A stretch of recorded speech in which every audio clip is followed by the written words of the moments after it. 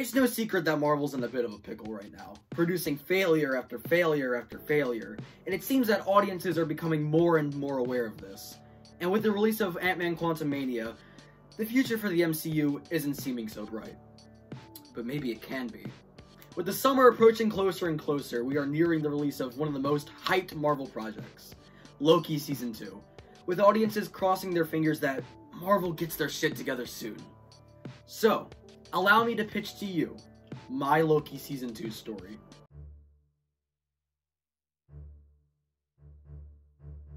To briefly catch you all up, Loki Season 1 followed a version of Loki that had escaped captivity of the Avengers. However, in the eyes of the Timekeepers, this action was against the natural flow of time. The Timekeepers are like 3 big lizard gods that created the timeline. If that sounds confusing, it is, but stick with me here. So, yeah, he's captured by a group called the Time Variance Authority, or the TVA for short, and he's brought to trial. And, you know, we see that this Loki traverses the TVA and a bunch of different timelines, on the hunt for another, more malicious version of himself. So, with the help of the TVA and his friend Mobius, they hunt down the Loki variant. But this one's a girl? So in classic Loki fashion, he betrays those who put trust in him and dips with the Loki variant, whose name is Sylvie. The two camp out in a unique timeline on the planet Lamentus, where they begin to form a romantic connection. Now, is it weird that 2 versions of the same person are in love? Yes! But don't worry about all that, because Mobius is slowly learning that the TVA may be a sham. And because he exercised his rights of free speech, he is banished to the wasteland where all variants are put. Meanwhile, Loki and Sylvie meet up with the Timekeepers, who turn out to be robots!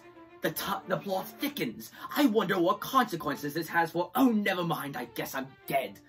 Loki is sent to the wasteland, where he meets up with Mobius and several other Loki variants. Eventually, Sylvie finds her way into the wasteland, and they find their way out. And Loki and Sylvie meet up with a man called He Who Remains, who created the entire timeline in order to stop other versions of himself from existing and causing chaos into a multiversal war.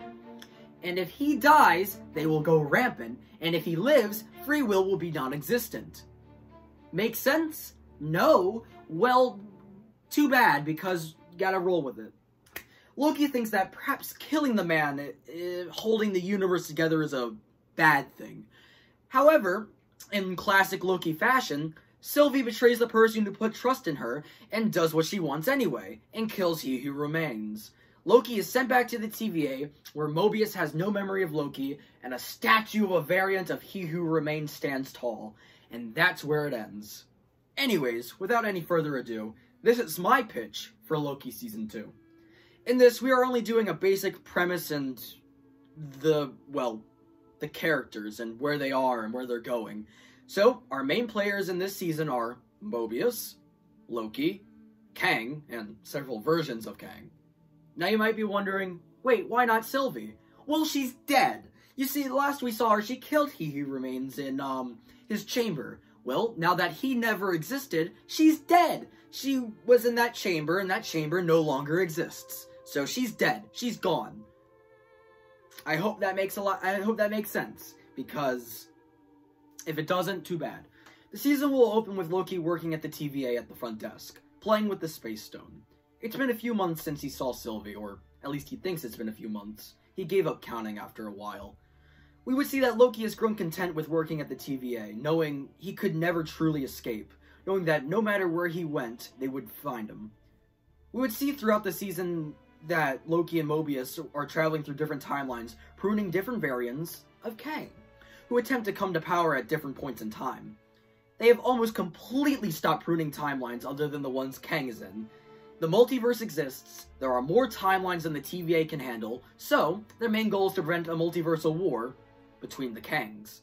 Time and time again, we would see Loki get his ass beat over and over again by the versions of Kang, but all it took was one stab and they were pruned. They would get sent to the wasteland where they would just stay, because no one but Loki can fight the storm. Imagine the season as a new villain per episode. 9 episodes, 9 variants of Kang. There are several variants of Kang that we can pull from in the comics. Pharaoh Rama Tut, Immortus, Victor Timely, Scarlet Centurion, and much, much more. So play around with these variants, pull from many different comics, and just have fun with it. Have some be much more of a challenge, and have some be more smart than strong. Dedicating full episodes to these variants would give plenty of time to develop them. And Loki. Also, let's make Loki bi. Let's actually make him bi. In the comics and in Norse mythology, Loki's always been bi and gender fluid. So let's dive into that. After all, this show is called Loki. Why not dive into bisexuality and being gender fluid? Even Tom Hiddleston has stated that he is for Loki being bisexual. Which leads me to the next point. Which leads me to my next point. Have him and Mobius have a romantic relationship. In the first season, Loki was trying to learn self-love, to love himself. And this was encapsulated in his relationship with Sylvie, a physical manifestation of his self-love. But I think Season 2 should dive into him opening his hearts to others. And why not have it be the one person who has been kind to him? Just a thought. Marvel. Moving past that, it wouldn't be until episode 9 when we reach the main Kang. Kang the Conqueror. This would be the main problem. There would be too many Kangs across too many timelines. The TVA no longer had the manpower to prune each and every single one. So Kang tells Loki that the God of Mischief is the only one that can assist him with releasing the pruned Kangs from the wasteland. That only the God of Mischief could tame the storm.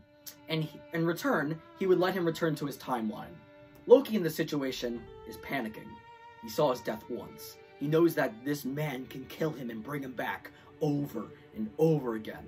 There is nowhere Loki could hide that he could not be found. So, Loki agrees and does the task. And as agreed, he is sent to the spring of 2025, Earth 616, face to face with his brother. Hi, Thor.